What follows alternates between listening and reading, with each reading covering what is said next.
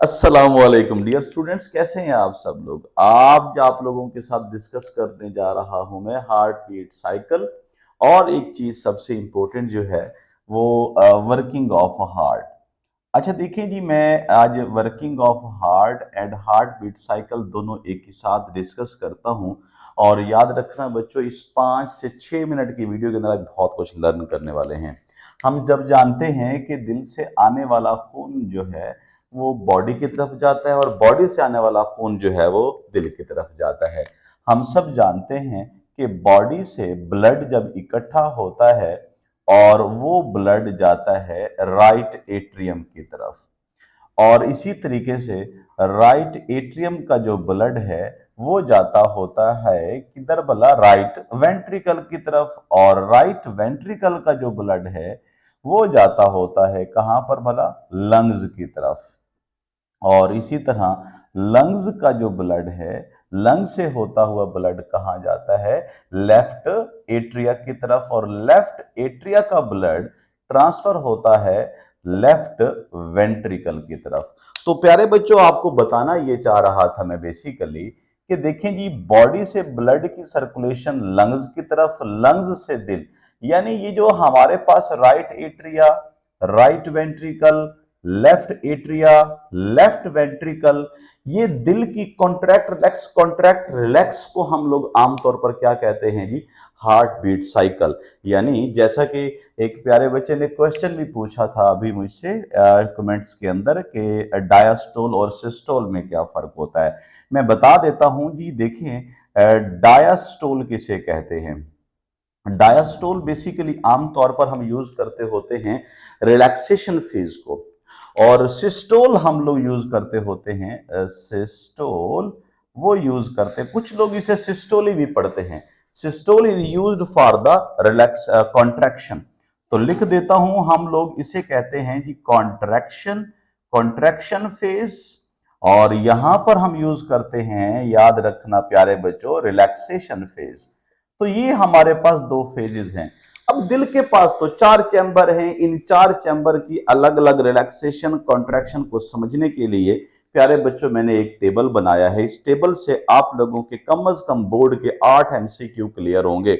तो सुनते हैं जी। सबसे पहले नंबर पर एट्रिया।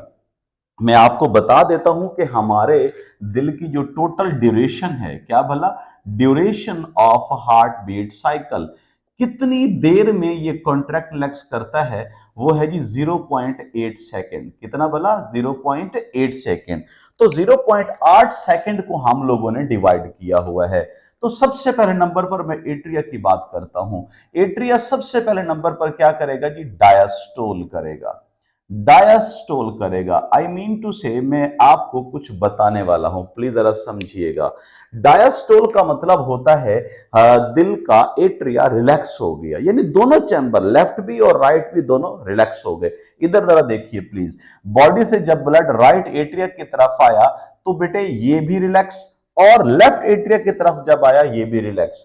तो 0.4 सेकंड के लिए ये क्या हो गए भला, रिलैक्स। यानी ये कर रहे हैं रिसीव ब्लड। मैं लिख देता हूं बेटे, याद रखिएगा, receive blood from, receive blood from body, receive blood from body and lungs.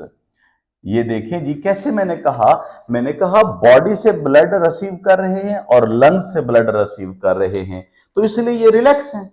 तो प्यारे बच्चों, अगर ये रिलैक्स हैं तो इसका मतलब है इनके पास कोई दबाव भी नहीं है। तो उस टाइम एक कंडीशन है नेचुरली तौर पर, जो हमारे पास वॉल होता है, वैल्व किसका, कस्पिड वैल्व, वो क्या रहेगा प्यारे बच्चों, ओपन रहेगा।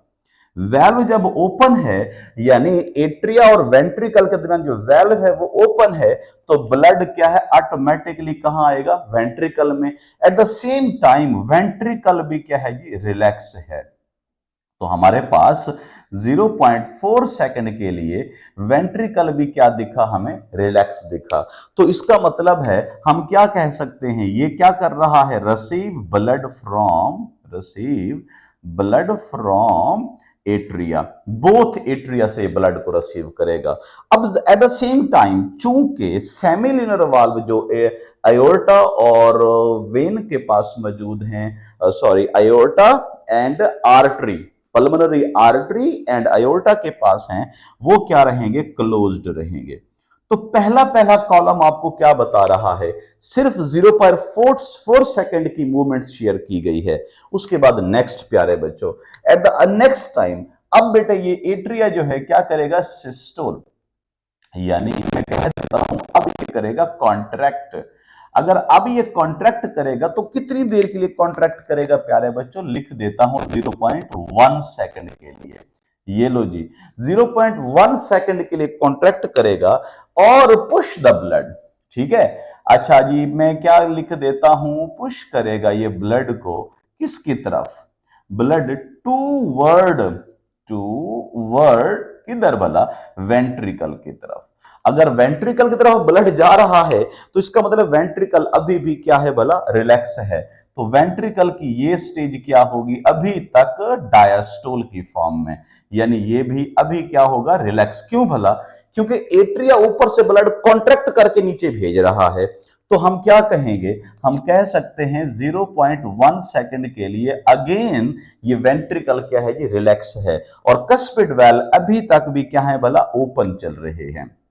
ये देखें जी, ओपन, और ये हमारे पास क्या है जी, क्लोज। तो दो स्टेजेस आ गई और टोटल टाइम हो गया 0.5 सेकंड का। नेक्स्ट 0.3 सेकंड की अगर हम बात करें तो क्या करेंगे जी, अब बेटे हमारे पास है एट्रिया ने कॉन्ट्रैक्ट भी कर लिया, now the turn to atria relaxation. तो हम क्या कहेंगे, एट्रिया क्या करेगा, डायस्टोल, इसका मतलब है अगेन ये क्या करेगा, रिलैक्स। तो कितनी देर के लिए, 0.3 सेकंड के लिए, ये लेंगे 0.3 सेकंड के लिए ये करेगा रिलैक्स। अब क्या होगा, ये बिल्कुल रिलैक्स है, ये ब्लड अगेन जो है वो किसी से ले नहीं रहा बल्कि रिलैक्स हो गया है। तो इसका मतलब है फिर इस वक्त वेंट्रिकल क्या करेगा, वेंट्रिकल अब करेगा सिस्टोल। अब वेंट्रिकल जब सिस्टोली यानी कॉन्ट्रैक्ट करेगा तो आप सब जानते हैं वेंट्रिकल की कॉन्ट्रैक्शन कितनी देर के लिए हो रही है, 0.3 सेकंड के लिए। तो अब ये ब्लड जाएगा कहां, यकीनन ब्लड जाएगा किस तरफ भला, बॉडी के अंदर या लंग्स की तरफ जाएगा। सो कस्पिड वाल्व हो जाएंगे क्लोज, यानी अब हमारे पास एट्रिया ने ब्लड नीचे नहीं भेजा। अगर एट्रिया ने ब्लड नीचे नहीं भेजा तो इसका मतलब क्या होगा, वेंट्रिकल अपना ब्लड कहां भेज देगा भला, दिल के डिफरेंट कोनों में, डिफरेंट कोनों से कहां पर जाएगा, बॉडी के डिफरेंट कोनों में, लंग्स की तरफ। तो कस्पिड वाल्व तो बंद हो जाएंगे, एट्रिया और वेंट्रिकल के दरमियान कनेक्शन खत्म। अब seminal valve, aorta and pulmonary artery, ये क्या हो जाएगी भला, ओपन। तो देखें जी, आपके पास ये जितने भी आपके पास ये कॉलम बने हुए ये सब आपके एमसीक्यूज हैं।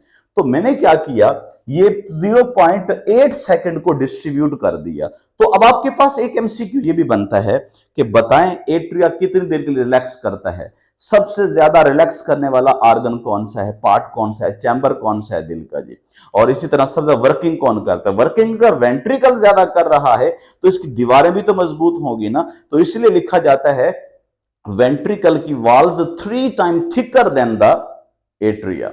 तो बच्चों इसको याद रखना है आप लोगों ने। अल्लाह हाफिज।